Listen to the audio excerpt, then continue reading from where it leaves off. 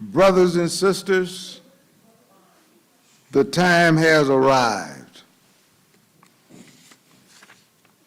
A conductor is aware that each musician is unique and valuable to the orchestra to make a harmonious sound. His supervision of them is an example of what unity looks like. All of them play from the same musical sheet. Listen to the Genesis by NAJEE, featuring the National Symphony Orchestra.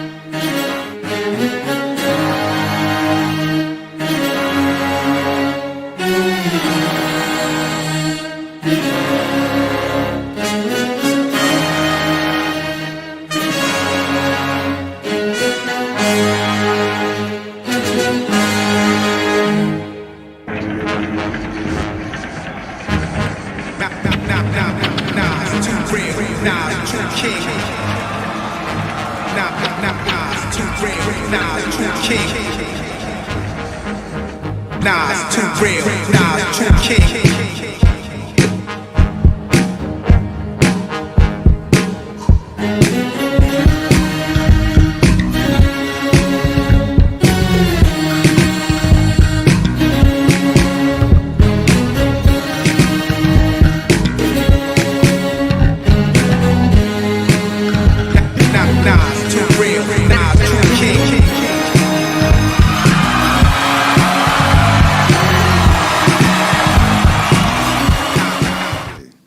Based on what you heard, the audience was in agreement with what the musicians were playing.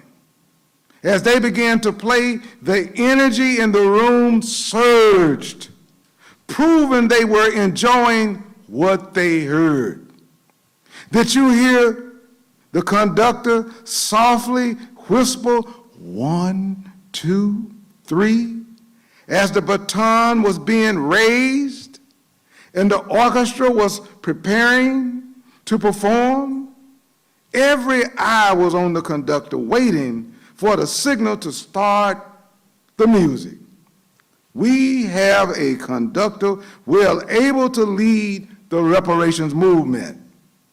Unity requires harmony. Every organization in the reparations movement is like the musicians in the orchestra. The conductor moved the baton, guiding the orchestra, giving them direction for volume, speed, expression, tempo, length, pauses, and pace to create perfect harmony. In the reparations movement, each organization must play what is arranged for them to play. This is how we achieve unity and self-determination.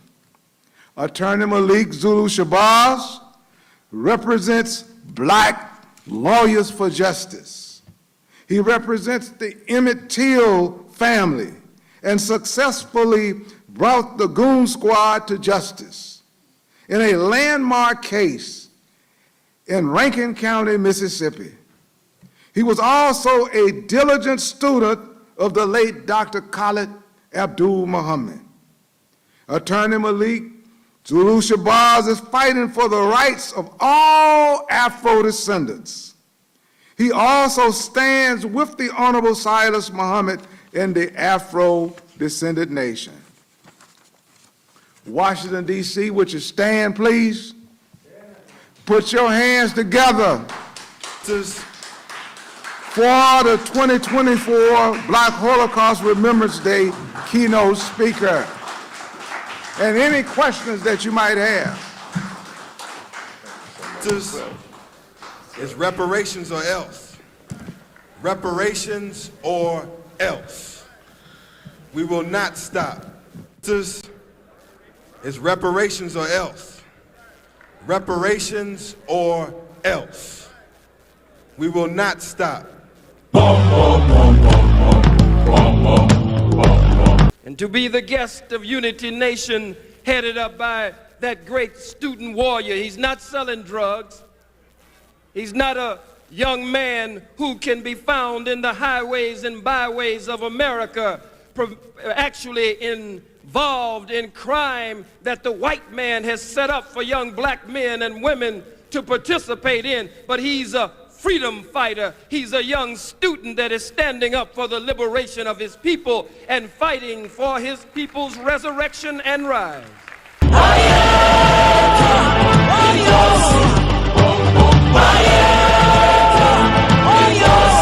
And they are setting back a community decade. What are they if not thugs? They are my children. They are our young brothers and sisters, and we love them. Every one of them, to be honest, straight up, every one of them that threw a brick, every one of them that set a fire, we still have to look at them with love and care and to see what happened to that young man. From Washington. Good evening. What do you have to say for yourself now, Mr. Shabazz? I have to say that I am disappointed in the terrible performance of Mike Nifong, that the victim, who's Kim, the accuser in this case, is a real victim here. And I still believe that something criminally went wrong in that house, and this case was botched by prosecutors in this case. Afro-descendant nation here in Washington, D.C. Give yourself a black hand. Giving honor to God, I bear witness that regardless to land, label, or language, that there is but one God. I bear witness to all of the prophets of scriptures, but sisters and brothers, I would be derelict in my duty if I did not proclaim that God has found favor amongst us. God has sent us many messengers and warners and liberators to free us. I speak of Sister Queen Harriet Tubman. I speak of Brother Nat Turner. I speak of Bishop Henry McNeil Turner. I speak of the Honorable Marcus Mosiah Garvey, who taught us one God, one aim, one destiny. I speak of the most honorable Elijah Muhammad, of many whose followers is here today, who taught us that we must do something for ourselves. I speak today in the name of Minister Malcolm X, who stood up before us and taught us that we should approach this liberation struggle to get free by any means necessary. We give honor to Dr. King for his sacrifice and his struggle. Honor to Sister Queen Rosa Parks for her sacrifice in this struggle. We give honor to a bold black man who was born in Monroe, Louisiana, and who was a student at Merritt College in Oakland, California, who has gone on to establish the legacy of one of our greatest leaders of all time. I'm talking about the founder of the Black Panther Party, who proclaimed to us, arm yourself or harm yourself, power to the people and death to the fastest pig. I speak of the Honorable Dr. Huey P. Newton and the rest of the Black Panther Party. I bring also to you, I come in the spirit of that great revolutionary who struggled in this city, many other cities throughout Africa. He was known as a firebrand down in Mississippi and everywhere else. He lit fire to America in the 1960s. I'm talking about Brother Stokely Carmichael, who we know as Baba Kwame Ture. May God rest his soul. Many have come in this line of struggle that we're in, and others will come. I specifically speak of a bold, bald-headed black man, a great man who we know in Washington, D.C. well, because during the pinnacle of his career and the toughest times of his career, he could always be found in Washington, D.C. And I was happy to be a student warrior and a young man, making sure that I brought my mentor and my leader here over and over to Washington, D.C. and other parts of America. I speak of the one and only minister and Dr. Khalid Abdul Muhammad. In all of their names, I greet you. Assalamu alaikum. And we say black power. And to others, free the land. And black laws for all black people. I see we have Brother Akbar here on the line here, Imam Akbar on the line here, and others. Dear sisters and brothers, I won't be long. I can't be long, but I have to be strong because I am at war. It's not rhetoric. It's a real war going on out here. And I'm happy to be here at the Black Holocaust Remembrance Day. We call it Black Holocaust Remembrance Day. And I think I added a little bit to it. I say the Black Holocaust yesterday, today, and tomorrow. We even put some other flyers out in the community that said, "Stop the killing, Black Holocaust Remembrance Day," because as I know in this area of Maryland, which borders southeast Washington, D.C., borders northeast Washington, D.C., I know for a fact that the Black Holocaust continues to this day. But we hate to say that as the Black Holocaust continues to this day, when we see a black body headed to the morgue, when we turn on the TV, say 5-shot, 4-shot, 9-shot, 10-shot. I say, brother, I can't come here and do a Black Holocaust remembrance without remembering that we are continuing this very Holocaust to this very day by killing and murdering ourselves in these areas right around Joe's Movement Emporium. So we are at war. Black power? Black power. We are at war out here.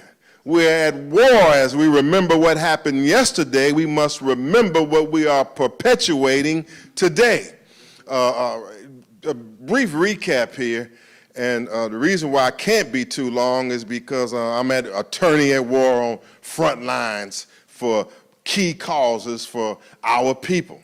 I got a trial tomorrow in Prince George's County. It's a trial of young brother Umar Ali and his being really attacked, falsely arrested, and having his Fourth Amendment constitutional rights violated by Prince George's County Police. And it's taken 2 years to get this case to trial, and they have fought all odds to prevent this case from going to trial. I mean, motion after motion after motion to try to throw the case out, to try to deny the case, to stop the case. But I told Brother Umar Ali, and I told his dad and those that support him that if I get into something, I'm into it. No matter what the odds are, if I see a constitutional right violated, if I see a human right violated, then I'm going to get off into it. So some 220 legal hours later, years later, we finally got the case coming around to court. So if you're into that, it's going to take a couple of days, and we'll be out in the circuit court, Judge Snoddy, tomorrow, and we're going to be throwing down once again with the defense attorneys for Prince George's County, which is another point that we're dealing with here. We in anywhere, whether you're in Maryland or the District of Columbia, you elect a state's attorney, is that right? Or you elect a city attorney in Washington, D.C., or District of Columbia Attorney General, or you elect a county attorney, in Prince George's County, and that county attorney is elected by the people, and it's for the people, is that right? Well, how could it be for the people is my question. If it's for the people, if the people, or if a person in the county, a registered voter, one who has registered to appoint these officials, if that person is attacked by the police, if that person has had his rights violated by the police, if he's a victim of police brutality, well, you would at least expect that county attorney to be fair about it, right? To say, well, he represents the county, the police, and the citizens who are elected. Is that right? That's all wrong. If something happens to you in the District of Columbia or Maryland by the hands of the police, the same district attorney or county attorney that you have elected will become your #1 opponent. I mean, they will try to attack, deny, crush, squash, and beat the hell out of your case by any means necessary. And so that's why I'm needed in this hour. Not only here, but all throughout the country. So we're dealing with the issues of false arrests and violation of what I call our constitutional rights, but really the violation of our human rights. And I'm giving them hell out there. I mean, they say this is for 18 minutes of grabbing Umar Ali. He had a lawful gun. He had a gun permit. He had a right to carry his weapon. He's pulling up at a checkpoint after one of them drag racing events that took place about a half hour earlier. He's pulling up to a checkpoint, and instead of the police, well, he has his permit. His permit has specific instructions. His permit says that he is allowed to carry his weapon 24 hours a day, and that no police action should be taken at all unless you call the Maryland Gun Center. It's based on specific Maryland law that you can't just grab a man if he's got a lawful gun license. Is this getting too technical for y'all? No. I'm getting warmed up for tomorrow, so anyway, y'all helping me. Anyway, the man had a constitutional right to carry his weapon. He had a Maryland right to carry his weapon. He had all his paperwork. And when he showed it to the officer who had stopped him in the car, the cops just basically said to hell with your paperwork. Grab you out of the car, jack you up, don't read the permit at all, embarrass the man, humiliate the man, and basically cart him off to jail, until they find out halfway after carting the man off to jail that he was right and they were wrong and all of his paperwork was correct, and they bring him back and say, I'm sorry. Okay, and I guess they were expecting me to say, well, I'm sorry, well, we all sorry, and that's it. And that's not how it's going down out here, damn it. Every minute is valuable. Every minute of when you're taking a person's liberty, which is really their human right, every minute is valuable. And I got a point to prove, win, lose, or draw, that black lives do matter. And that the same way that you would treat a white citizen of this county is the way the black citizen of this county should be respected when he's within his rights. But it's hard in America, even defending your rights, because they make you put up so much of a defense and take so much of your time fighting them that you get bogged down in one fight with the white man and he's fighting on all other levels. Ah, damn it, I'm still in the fight. I'm here on the fight. All praise is due to Allah. I'm here on the fight. So I'm fighting for brother Umar Ali. Yeah, he was held for 18 minutes. Damn it, I'm gonna make the most out of them 18 minutes. I'm gonna work that jury for them 18 minutes in this case. So many of you have heard that and know about the famous case that I'm lead counsel on in Mississippi. The case of the Rankin County, Mississippi Goon Squad.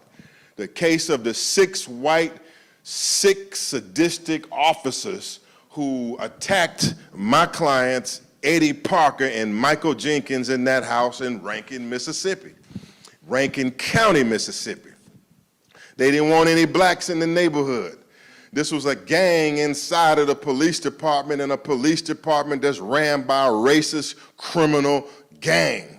Okay, and inside this house, as many of you know, but some don't, they bust in the house, no warrant, and for 2 hours, they held these men handcuffed, captive, and bound while they went to work on them with some of the sickest actions that you've ever heard that a police officer could go to work on anybody. First of all, any of you that were held by any police officers without a warrant in your house for 2 hours, you can imagine that already. You can imagine that that's going to be bad already. If 2 cops, or what the Panther Party would call 2 pigs, pardon me, for 2 hours, 6 of them notorious Rankin County Goon Squad members. So the long and short of that case is, inside these 2 hours, they went buck wild. One of them named Christian Deadman, he just starts shooting off his gun in the middle of the encounter. He shoots off the gun near the head of one of the men, and he shoots it off another time. I mean, just blatantly firing off his weapons in what they call mock executions. They had the men handcuffed and bound, and they started just beating and punching and stomping and kicking the men over the course of 2 hours. They would just kick them and stomp them and beat these men at will. Over the course of this 2 hours, they would take their taser guns and taser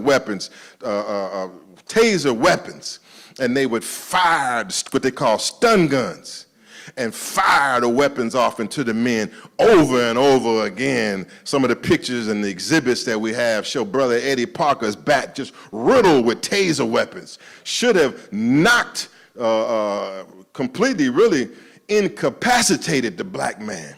But they just can't kill the black man. They can try to incapacitate him, but they went to work viciously. So imagine yourself 2 hours captive and bound by some white racist police officers, and they just shooting stun guns into your body and your back at will. But that wasn't enough for them. Constantly they take guns, put it to the men's heads and talking about, I will kill you, threatening to kill them over and over again. Well, you say, well, damn, this sounds bad enough. But it gets worse than this.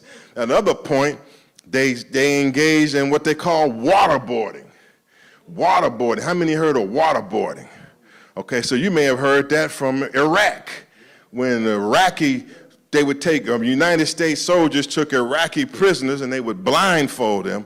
They would put them on their back, and then they would pour water all over them to make the men believe that they were drowning in order to effectuate a confession.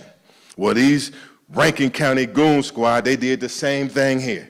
They came in and they had the men prone on their back with the 6 white race, with the officers over them, had them prone on their back, handcuffed, and they poured grease all over their faces and mouths, and liquid all over their face and mouths, and maybe some liquor they found in the house, all over them constantly, to try to intimidate them, man, and to get them to confess to doing something. You know, after they bust in the house, accusing them of dating white women. Then the devils got even sicker with it. They went and they obtained, or they came out with the I know this is a religious meeting, but they came out with the sex toys or the dildos, put it on the end of the BB gun and the dildos, and then they went to work on them with the damn dildos. And when they went to work on them with the dildos, they tried as best they could. Well, they did.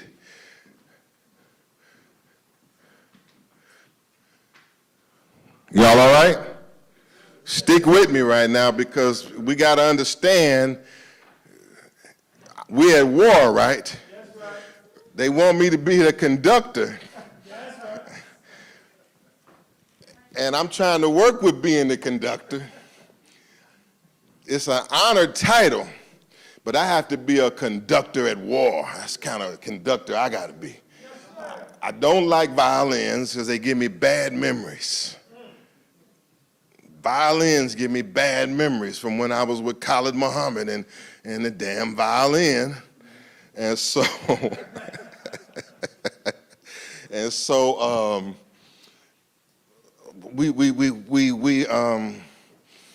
nothing soft about what we're dealing with here. There's nothing soft about what I'm saying.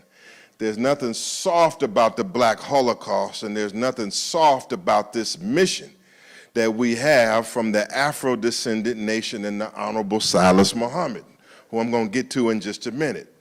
And so after all of these sick acts by these officers, I mean, they used the dildo on the brothers' mouths. They tried to put it in Jenkins' backside. And the only reason they couldn't put it in Jenkins' backside is because he had defecated all over himself inside of the house due to the terror he was facing. After all that, they tried to clean it up because all of the clothes and everything was soiled, so they ordered both men stripped naked, to strip butt naked, as if almost remind you of slavery. Both men stripped butt naked and had them shower together. in this house in this crazy incident for this case. And they were almost going to get away with this. After that, they went back in another room. They had a taser contest to see which stun gun could shock the black man the worst. One white cop would shoot one, and another one would say, no, mine works the best. He'd shoot another one to see what effect it had on them, as they treated them like animals, had a stun gun contest. And they almost was going to get away with this. Another time, Deadman comes, fires his gun off in the air. Here's Elwood. Many of you saw him on the news during sentencing. Elwood, big 6'4", 270-pound devil. He put the gun in Jenkins' mouth, fired it once. I guess they called this a mock execution. Fired it once, it didn't go off. When he fired again, he made his worst damn mistake. I don't know what he was thinking. All I know is that to me, it's attempted murder. And he fired the second time and fired, and that gun went off and almost blew Michael Jenkins' head off. Blew his whole jaw off and almost killed Michael Jenkins right there. And as he shot Michael Jenkins in the jaw, Jenkins lay on the ground bleeding, about to die, going to die. And did any of those 6 cops say, oh, we made a mistake, let's get in here and help him, let's call the ambulance, let's get him a Turcanet, let's deal with his injuries? Hell no, they didn't. They went to the back porch. They went to, first of all, they just let him lay there to die. They let him lay there to die as he lay bleeding. Nobody helped him. And as Michael Jenkins infamously has said, the Rankin County Police killed me, I just didn't die. Kill me, I just didn't die. And so they went to the back porch, and all of the crooked cops, they combined together. And what did they do? They started talking about the throwdown gun. One of them had a throwdown gun that at any time something happened, when they needed to blame something on somebody, they had an extra gun to throw it down by the man. One of them said, I'll get the throwdown gun. Well, the other one said, I got the gun already. Sound familiar? Another one said, I got the dope. Went to the car and got the dope. We said, we're going to say that they were selling dope, and went and got the dope to plant from the side. They always telling black people that when you telling these stories about the police, y'all exaggerating. The police planted it on me. Y'all exaggerating. The police put the gun on me. Y'all exaggerating. They say, yeah, nigga, right. Nigga, right, you know you had the gun, you know you had the dope. The police wouldn't do that. To hell if they won't. I've seen them do it and got evidence that they're doing it. So they did all of this to cover it up, plant dope, plant gun on the man. All that the victims made to Black Lawyers for Justice and to Attorney SHABAZZ. All praise is due to Allah. One of the greatest calls and mission that I ever got, because we went right to work on that case. And then working on that case from last year up till this year brought about those results that you saw just a few weeks ago. The evidence was so compelling, the attack was so compelling, that all of them pled guilty last year. They pled guilty. When they pled guilty, they must have been misled that things in Mississippi were going on as usual. Normally, if you kill a black man in the state of Mississippi, you're going to get what? Even if you plead guilty, you're going to get what? 9 months in jail, 12 months in jail, sometime probation. But it was a new day, because we went with an all-out legal and political attack, and we stood up for them men like never before, and they stood up like never before. And them sentences came rolling down on the Rankin County Goon Squad head like they have never seen a tornado or a hurricane before. For Deadman, the one that shot his gun off, and the one that could commit sick acts and had committed sick acts like that before, or others, 40 years behind bars for old no good Deadman. 40 years, a record. 27 years for the chief investigative officer in the case, McAlpin. Old McAlpin, one of the trainers and the leaders in the department who supervises all this, 27 years behind bars. Hunter Elwood, the man who shot Jenkins in the mouth, 20 years behind bars. And he might have cut some kind of deal that got him down to 20. Oh, this was one hell of a scene in this courthouse. When them numbers was being given up and that judge was giving out them sentences, that big, bad, tobacco-chewing goon squad who had dogged out so many black people and white people. Oh, they was up on that stand crying and tearing and apologizing like they had never had in their life. I mean, crying tears, and none of it worked. Because it was a judge, Judge Tom Lee, who was a Republican. You know, this is Mississippi now. This ain't Minnesota. This ain't Maryland. This is Mississippi. Oh, Judge Tom Lee, an elderly judge, a Republican judge. They thought he was going to go light on them, but it was too much pressure on them, too much God on them, too much black Muslim on them. And they start giving up that justice. 40 years, 27 years, 20 years, two other ones, Hartsfield and 0.5 years. Other one got 10 years. Altogether, 132 years behind bars for these defendants, which is the strongest and longest sentences ever given to police officers, Islam, in United States history. Why am I bringing this up at this Black Holocaust Remembrance Day? Because 3 reasons. Number one, I need to let you know that the Black Holocaust continues today. The Black Holocaust continues today from the hands of white America and police officers today. It's not just yesterday. What I described to you was not in the 60s, it is happening today. Right here in Maryland, Southeast Washington, D.C., Northeast Washington, D.C., our young men, our young boys are killing, assaulting, and shooting each other like it's going out of style here. Every day, the Black Holocaust still continues today. The third reason I bring this up is because, humbly, I have to let you know that if Attorney SHABAZZ is on any case, this case, a reparations case, goon squad case, whatever case it is, I come in to go hard. Yes, I don't come in to play with it. I don't come in to jive with it. I don't come in for a title or nothing. I come in to be as hard as I can. I come in almost to be like Khalid Muhammad, like a pit bull on the assignment. And in this case, the only one who got the keys to unlock these jaws is the Honorable Silas Muhammad. He's the only one that can slow me down. And he can only one that can contain or restrain me. We must have reparations now. We're tired of talking, tired of begging, tired of pleading. Need forums, need discussions, but we move beyond the level of forums and discussion, and it's time to start crushing.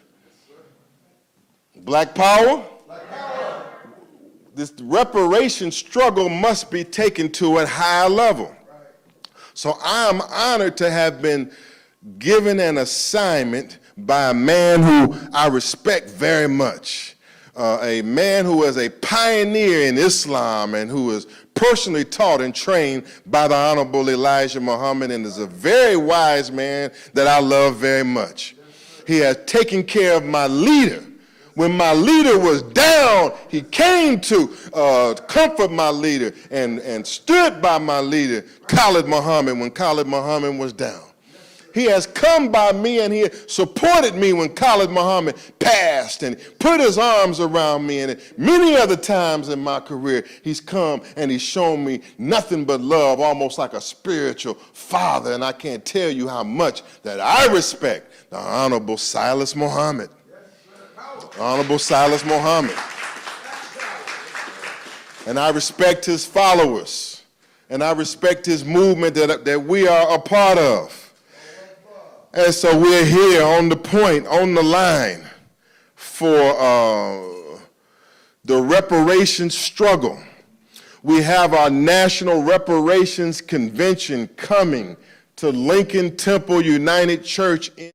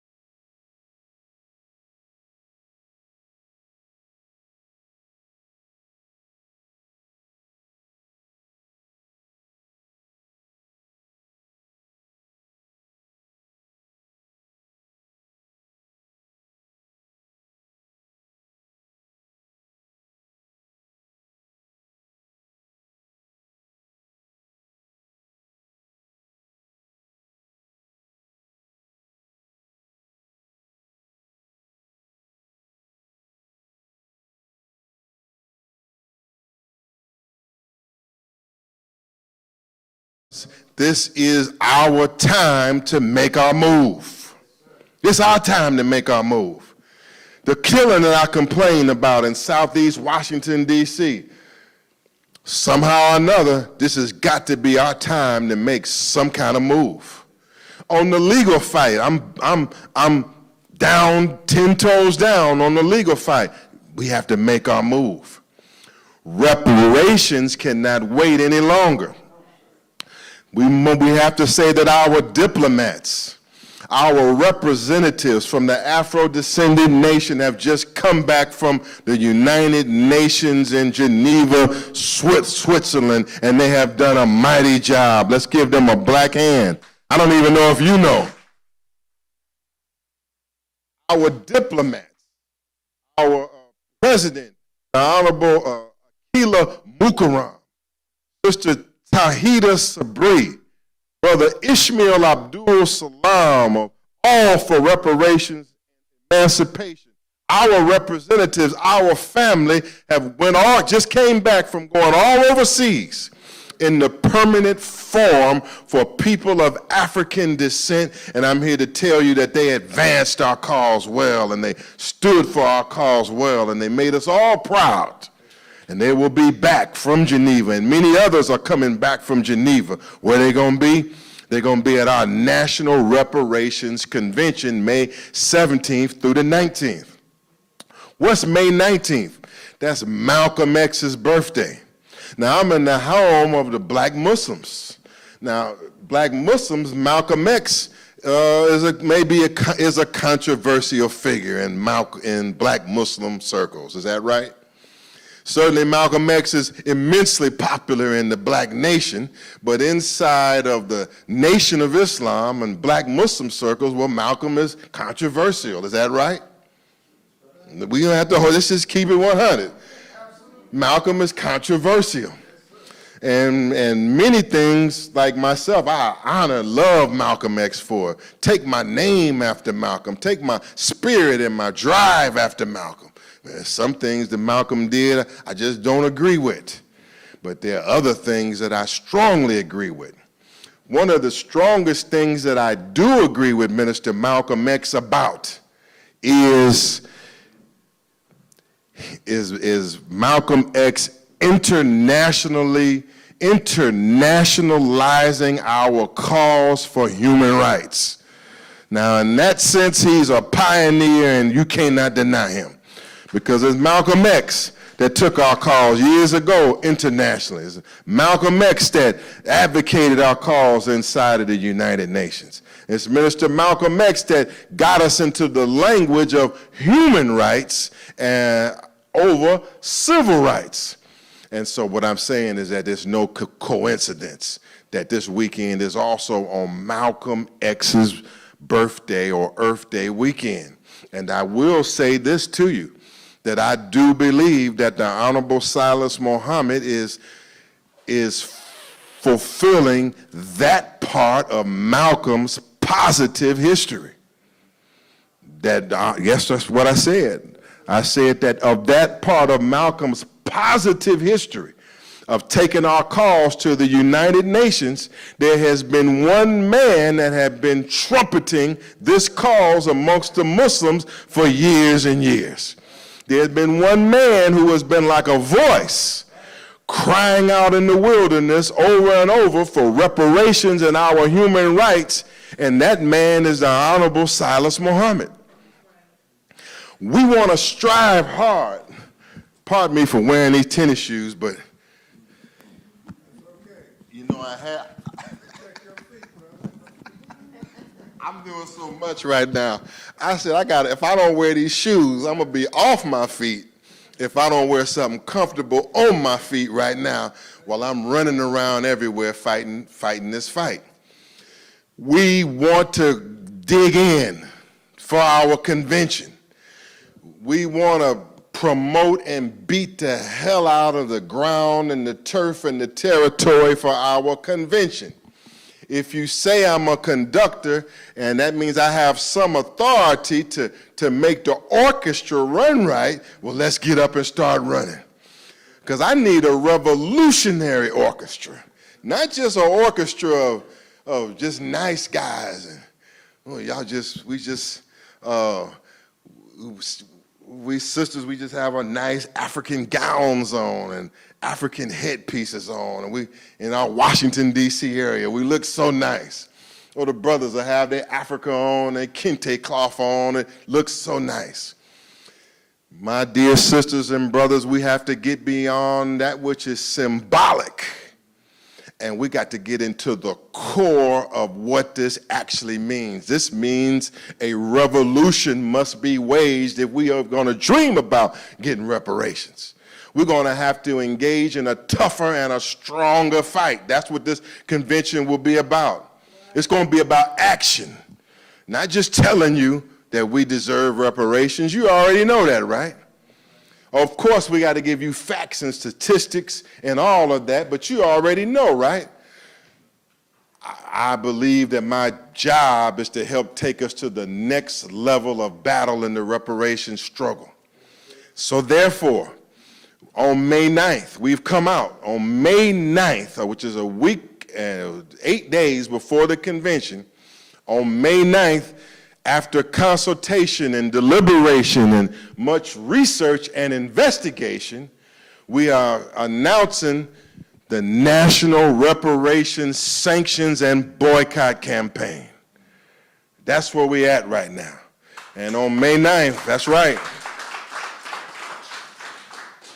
National Reparations Sanctions and Boycott Campaign, meaning to sanction and to boycott every company that's tied to slavery, particularly the one that's taking them black dollars. That is where the action is. Now you hear the white man talking about sanctions all the time, is that right? That's right. He's all on TV, it's so hypocritical. I mean, damn near Israel, so-called Israel. I mean, I could go on. I said I wasn't going to be here long, but I'd be up in here some hours, but I got to get back on this case. But it's hard for me not to touch on these points. And I'm going to take a couple questions here, but let me touch a couple of points here. You see the students, right? They're rising up and shaking America over the genocide in Gaza issue. Is that right? You see right now they are taking action on these college campuses. Students from all over, all races, taking action. And they're getting some results. And these students here taking such strong actions, they got the old imposter Prime Minister of Israel, Netanyahu, crying like a baby on TV about what's going on in America. Stop the anti-Semitism on the college campus in America. What a hypocrite. What a lying bastard. What are they rising up for on the college campuses? They rising up on the campus for what you doing right there, fool. If you weren't a killer, a liar, and a murderer from the beginning, as the Bible teaches, no one would be rising up on the campus for you to complain about. But you got blood all over your wicked hands. You got blood all over your wicked hands. But you know what that lets us know, sisters and brothers? Struggle is necessary. Struggle is unavoidable. Struggle is unavoidable. And so you see the college students now, many of them are risking their education. They risking their status on campus. They risking their relationship with their mamas and their daddies, because when they're young, they catch an idea and they believe in it, and you can't lie to them and tell them that truth is false and falsehood ain't true, especially at a young age, before they get corrupted and sold out on some damn job. Then they start buck dancing and bootlicking. Well, you know it's wrong, but I can't have, it's wrong, but I can't do nothing. Man, they remind me when I was a college student. If I believed in it, I'm going for it. If I believe in it, I'm standing for it. Call me before the president, the board, all of that. If I believe it, I'm standing for it. That's the kind of spirit we need in the reparations movement, and that's the kind of fire we got to put into black people. They're giving it all. Their encampments on them campuses, they're facing off with the police, they going to jail, and they shaking America right now. And all America can do is lie and try to protect Israel. What the hell we get off protecting the so-called state of Israel? What is the state of Israel doing for us? What are they doing for the planet? What value are they bringing to us and the planet that you almost have to sacrifice a third world war? Billions of dollars, for what? It's all hypocrisy, but it's coming down. It's coming down. It may have taken 32,000 lives to bring the struggle for human rights of the Palestinian people squarely where it needed to be, squarely on the minds and the hearts of the people all over the world. It's taken 32,000 lives. Malcolm said that the price of freedom is death, didn't he? The Honorable Elijah Muhammad said somewhere, I think he said it'd take 300 of us. He said 300. They've taken 32,000 Palestinian lives. Yeah, that's a horrible total. That's a terrible total. But guess what? Guess what? It has got their struggle on the minds and hearts of everybody on the planet, and everybody's pro-Palestine these days. Everything that they tried to stop through murder and deceit has backfired on them, but some people had to pay their lives. We must take note of that. We're going to have to give up some lives. We have to give up our lives and some life if we want our struggle front and center, and we want to win this struggle. I'm finna take some questions. So we're talking here now on May 9th. On May 9th, we're talking about taking action against all these companies that are connected to slavery so that we can intensify the struggle for reparations and get it out of the classroom and the meeting rooms and take it right into the streets. Is that right? Oh, Wells Fargo Bank. We got to get out of Wells Fargo, because Wells Fargo's hands is dripping in the blood of the Black Holocaust. And so on May 9th, I think May 9th, we probably are maybe going to be on the doorstep of Wells Fargo. Right on Wells Fargo doorstep, stopping business coming to you, stopping the business on Wells Fargo. We've come up and researched and found that old Barclay Bank, you know Barclays Center in Brooklyn? Barclays Bank, all tied up into slavery, all tied up into the reparation struggle having robbed our people. We got to get out of Barclays. The Catholic Church has robbed us. The Catholic Church and the popes, and through their papal decrees, have absolutely the foundation of the Black Holocaust, as they religiously authorized the entire transatlantic slave trade. Yet the Catholic Church is running around here everywhere, rich as hell, got property everywhere, unmolested and uncontested. But I won't have it. We found out that in this area, the Catholic Church is tied in with Capital Bank, Capital One Bank. They got a business consortium, Capital One Bank, and some other auto dealerships around here. Now, if I have it my way, as this conductor, I'm going to be conducting some direct strikes on these enemies and these bloodsuckers. That's what I want. I want on the news here and everywhere on the internet that Washington, D.C. shut them down. That Washington, D.C. made it bad for business. So I want y'all to stick with me now. Don't lose me now. Because the Honorable Silas Muhammad has not sent me a message or a note telling me to stop. So therefore, we want to get out. On May 19th, we will launch. I think it's going to be on Capital One Bank or Wells Fargo Bank, and there's some others on this list. University of North Carolina, here, University of Maryland, built by the hands of slaves, University of Maryland. Well, what about all the companies and the businesses that's tied in with the University of Maryland? Huh? If we are on the University of Maryland, shouldn't we be on every business that's doing business with the University of Maryland? This is what our revolutionary think tank is working on these hours, what they call target coordinating, target spotting. The only thing that we're going to need is when we make that move and make that call is y'all be ready to hit the line and to hit the streets, to shut them down.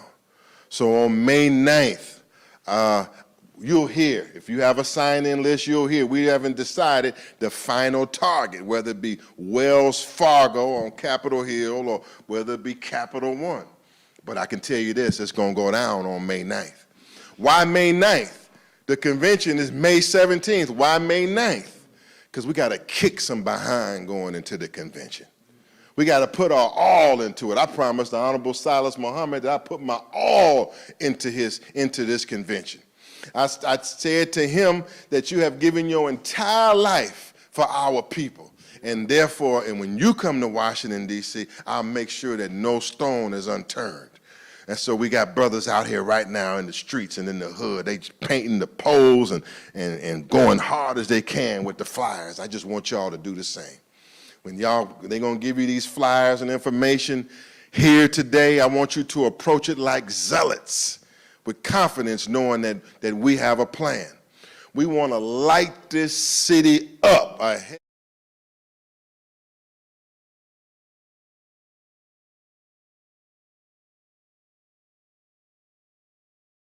Know that after all the years that he have put in, that is paying off, and that we're following instructions, and that we're not a lazy people, a sorry people, a wish we would have people. So, is y'all all right? We want to promote the convention by any means necessary. Get the word out by any means necessary. Number two, we want you to support the sanctions and the boycott and the blackout by any means necessary. On the convention day, I think we've set the schedule already, 17th, 18th, 19th, 20th. Well, on the 17th, in the morning, in the afternoon, at about 12 noon, we're gonna convene on the National Cathedral at Catholic University. We're gonna be that famous location where presidents come, that famous location where foreign leaders come, senators and congressmen come. And we're going to be there with all of the proof of the black Holocaust on the Catholic Church, calling for action against the Catholic Church, that old no good Catholic Church. You know that one that's been molesting black boys for years and decades, that old Catholic Church. Huh? Am I talking too much? I didn't really come in here to talk all this kind of talk. I don't know other way to talk. But I come to tell you about the goon squad and all of this is because I believe that I'm about results. That's the point I'm trying to make. If I get on something, I'm intending for us to make some results. And so what I want us to do is to participate. When you hear we're going to be on the National Cathedral and the Catholics, be there. When you hear we're going to be on Wells Fargo Bank, I think we're going to be there Saturday at the convention. In the morning when they open up that bank on Capitol Hill, the National Reparations League, brothers and sisters coming from all over the country, we're going to be right on that Wells Fargo, right on Capitol Hill, and ain't nobody going in there. Not only ain't nobody going in there, when they hear about they tied to slavery, black people going to start emptying their accounts of Wells Fargo right away from around this city. We can affect this struggle by putting the clamps on these crackers who have been robbing us. We got to put the clamps on some crackers. Is that right? I ain't live, am I? Whatever. We got to put the clamps on these racist institutions that are robbing our people. That's the path forward I see right now in reparations. A national boycott, national blackout supported by troops on the ground. That's where I'm headed. We have a national plebiscite, a national vote campaign that's going. So I got to push that if we're watching. It's 1-877-506-2184. To text reparations to 1-877-506-2184. Baba Bruce, ain't seen you in a while. Love you, man. Dr. Shabazz. Still talking to us. We got legends here, Taboo. We got some legends up in here now. Remember this, we are Washington, D.C. Don't forget it. Whatever I've done anywhere else, I represent the home squad. And I know that this city is full of great people and legends. We can't be second to anybody in struggle in the United States of America, but we are the mighty, mighty black man and woman from the DMV. Is that right? All of us. We are family here. We come from the same struggles and the same streets. Okay, let me stop right there, because I could go on forever, and I can't. I got to get to my desk. So let me just take some questions and comments. Brother, Sister Queen here, Taboo, and go ahead. I just have one question. Yeah. I just want to make sure that a list is going to be published of the locations that potentially will be boycotted. Absolutely.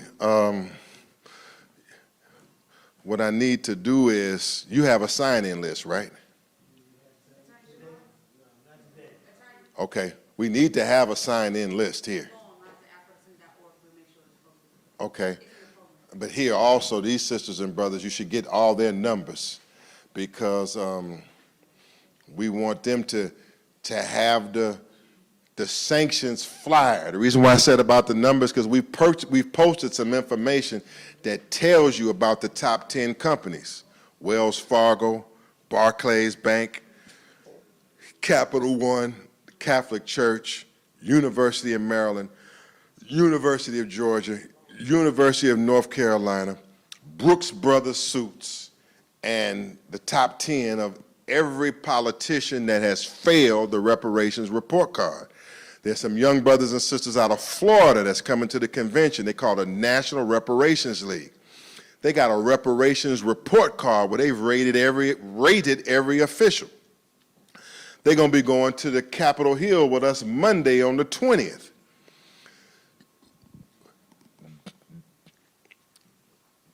What we have to do is stand and support. How many of you in Wells Fargo? Let me just get down to this. How many of y'all in Wells Fargo?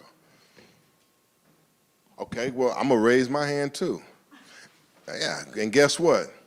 I'm pulling the hell out fast. I had to, before May 9th, I'm gone like a ghost in the wind from Wells Fargo. Are you willing to pull out of Wells Fargo? Citibank is on the list, the top 30. They're in the top 30 list. Are you willing to pull out? Are you willing to help others to pull out? That's what we're talking about. Letting this corporate structure, letting white America know, the reparations violators know that we're pulling out. We're pulling out. So let me go over the schedule for the convention. So tonight, and then I'll take some more. Did that answer your question? Yes, yeah. We're going to text you. Matter of fact, you text me, I will shoot you back the sanctions flyer. It's 202-369-9986. 202-369-9986. I want y'all to text me because y'all are going to get the word either back by text or you get it from Afro-Descendant Nation about these opening actions on reparations. On May 9th, I'm almost certain we're going to be on some Capital One Bank, and you'll get the address. We're going to be on some Wells Fargo on the 18th, Saturday of the convention. They're coming from all over the country. We're going to be on Wells Fargo on the 18th. On the 17th at 12 noon, the National Reparations League is going to lead us on a speak out against the Catholic Church at Catholic University at 12 noon. We got to light this area on fire for reparations.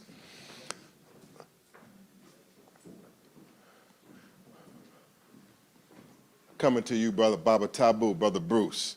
Coming to you, okay. Real briefly, Let me run this. I'm coming right back. Let me give a brief convention, just summary, so you know what's happening. Okay. And I want Brother Fahim. Can you bring the flyers, the box of flyers, so everybody can try to get them a stack and rock with it. I want y'all to get a stack and rock with these flyers. And I'm coming right to you, Brother Tabu. Yes, sir. If you could just pass the box around, go down the row. I want y'all to take the flyers that you'll actually pass out. If you can give them out, you can have what you want, long as you're going to give them out and they ain't going under the car seat. Go on and take what you can use. Take about 8,000 in the process of dropping 20,000. I'm coming to you, Taboo. Please, please. If you got a poster, take it to a store. If you got a poster in your hand, take it to a store, take it to a school, take it to an important place and put it up. Take some of the flyers. Let's put them out everywhere, everywhere. If you got a poster, put it up somewhere important, please. Put it up somewhere important. National Reparations Convention. National Reparations Convention.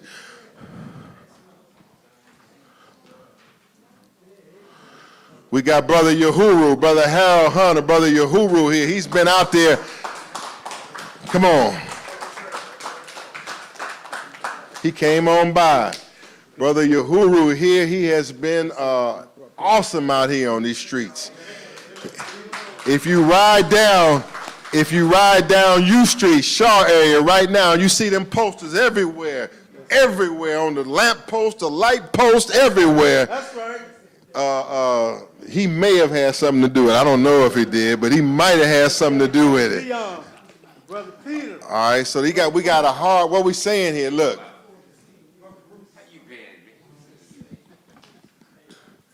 My sisters and brothers, the one way we're going to advance this war, we have to be like an army of revolutionary promoters. Khalid Muhammad talked about proper propaganda warfare. We have to take these materials and fight like fanatics to reach the minds and hearts of our people. Our people are dead. They need that flyer. They need to see that slave ship. They need to see that white man burning that black man. They need to see that. Black is becoming almost extinct in the Washington, D.C. area.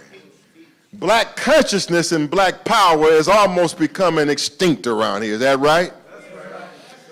It used to be we could find black almost everywhere in the D.C. area. Now black is almost like a rare bird flying around. Is that right?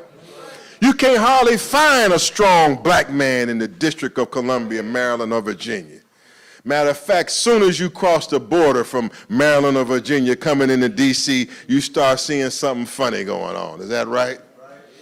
You start seeing somebody who don't know whether they this or that. Is that right? They looking one way and looking another way as soon as you cross that damn border. Y'all know what I'm talking about. It's a mixed up city. And it's our job to straighten it out. It's our job to straighten it out. Taboo. I wanted to make a comment quickly, on Wells I need to. Fargo. I need to.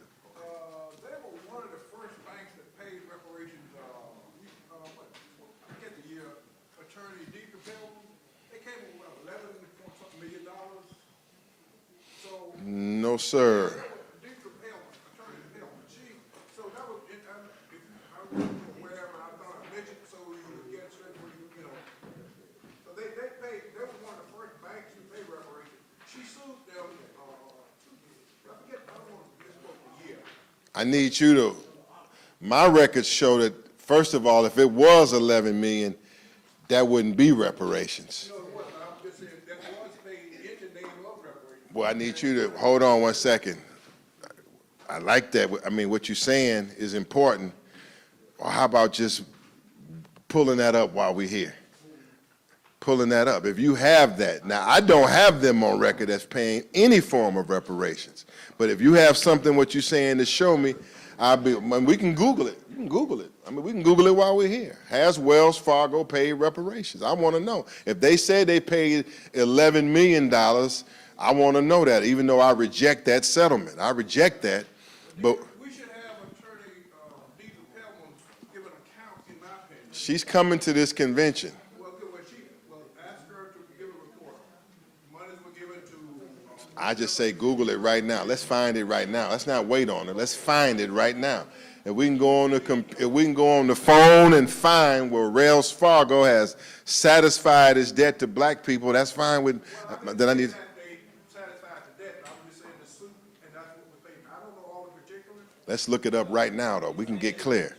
2012, Wells Fargo Bank agreed to pay at least $175 million to settle accusations that discriminate against blacks and Hispanics. Okay, that's something different. Okay, so that.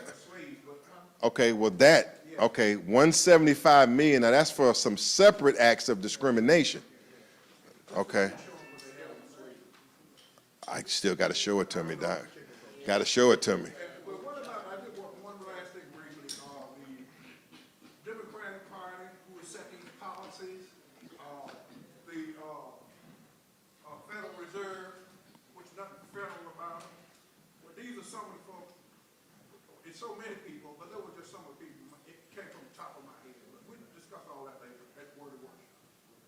Okay. All right. So let me go over this. Good questions, brother. You should take my number too. I gave it out. 369-9986. You're a brilliant mind, and I respect what you're saying, and I love to consult with you because you always got some good things that I need to know, and I appreciate what you're saying. Yes, in the back. What inspired the selection of this location for this event, for this gathering, this movement? What did you say? What inspired this? This is an annual event. The location selected, venue selected. For this event or for the convention?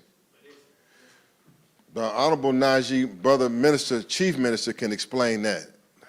He wants to know what inspired your selection of this location. I know that this is one of their headquarters. I could say that. We have been meeting here for 9 years, and this is a venue, so don't you think that this is a nice place to be? Kinda. I mean, I had a history like working here, working within the system, and like I feel like in my struggle personally, like within the diaspora as an artist, working with nonprofits, specifically this nonprofit and a couple nonprofits in this area, they definitely took advantage of black artists on a regular basis, took advantage of black talent on a regular basis. And that's not to say it's not useful for its purpose, but as we're talking about all of this about taking advantage of us through corporations, non-corporations, and those that don't claim they, well, nonprofit corporations still, and those that claim they are for our benefit as liberals and liberationists. I'm just wondering if you all are privy to that side of them yet,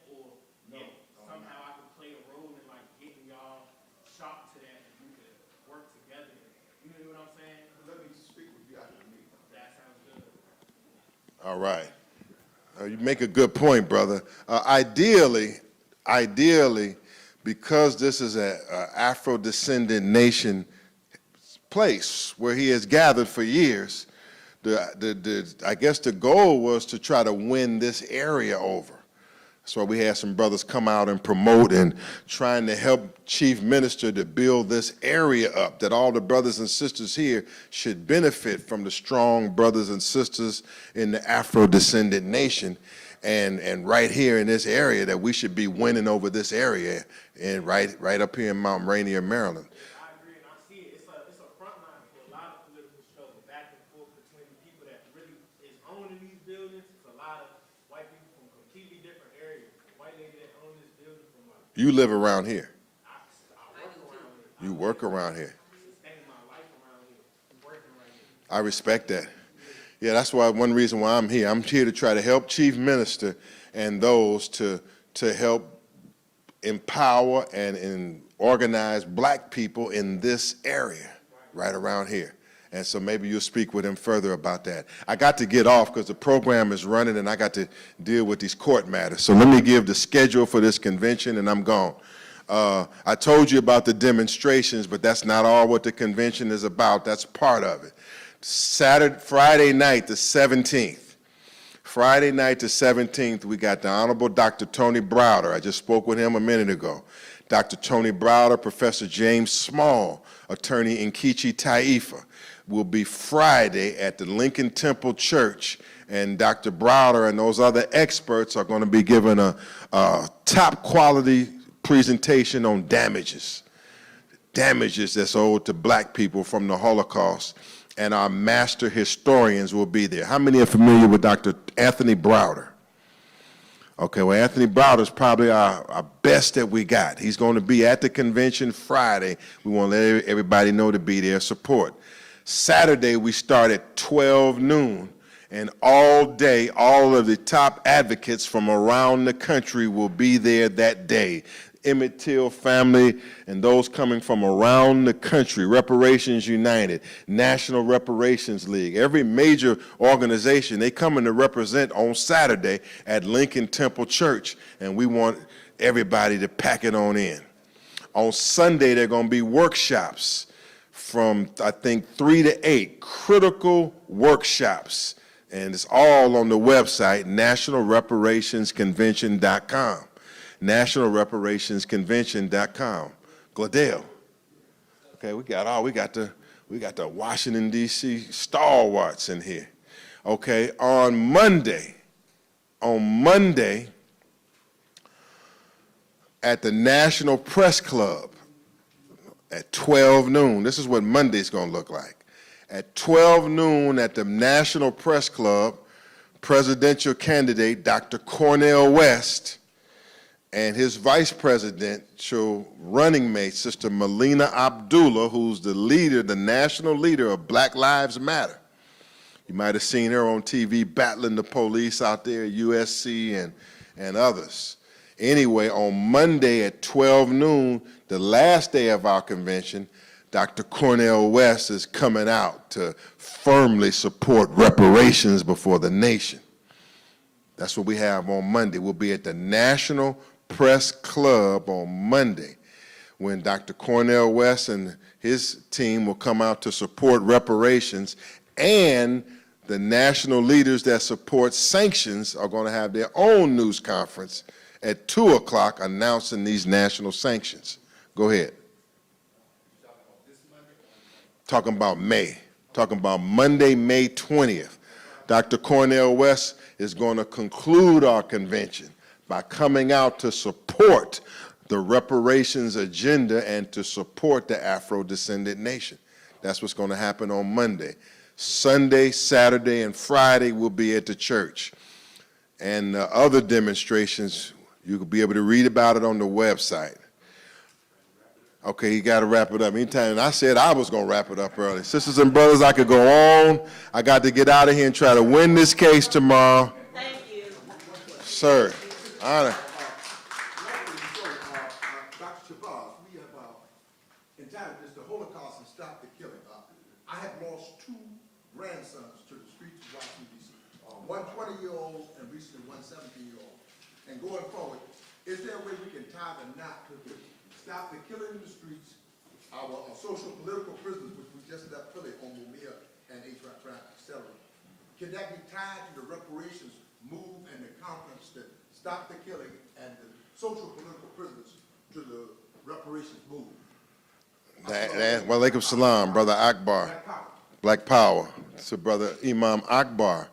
I don't see how we can't, Brother Akbar. I don't see how we can even dream of not connecting the struggle of our young people and the genocide that's happening amongst ourselves directly with our reparations movement. I mean, that is our duty as conscious people and revolutionaries. So we're open for that. We're looking for more young people to participate. Overall, as I leave, I gotta leave. Overall, see this force here? This little force here, right? This force here, if properly organized and go to work on this convention, it can make this convention a success, just here in this audience. This group here, if properly organized for sanctions in this area, bring about a major result. I'm talking about just these people here in this audience. This group here, if we say that we're going to go out here in Mount Rainier, Northeast Washington, Southeast Washington, let's just say we as men say we tired of this and we got to connect this. Let's just say men, you men, Black Panthers, Muslims, us, just as men, say we going and we finna change some things. Well, this is a squad. This is a conscious cadre right here that we can do what we will. All you got to do is imagine it. I'm for it. I'm tied up on the legal end and working for Mr. Muhammad, but overall, I'm for the same things I've been for. That's organizing Black people to take action. And I would look forward to working with you and anyone else that wants action, because we got to take action. Like, love you. Reparations now. I got to give you, yeah.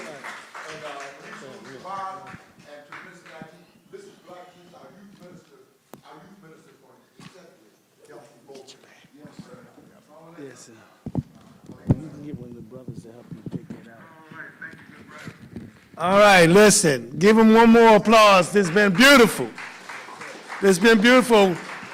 I do have to remind you, please, if you want to donate, here is the symbol, the register now symbol on the sign. Go on your phone, donate. Of course, you know we need your help. I don't have to say that. If you want to do a physical donation while you're here, do that too. All right? Make sure that you pass out the flyers. Communicate with family members and friends about what you heard today. Make sure that they come to the convention in May. All right? Go in peace. One more thing, he wants to take a picture, group picture with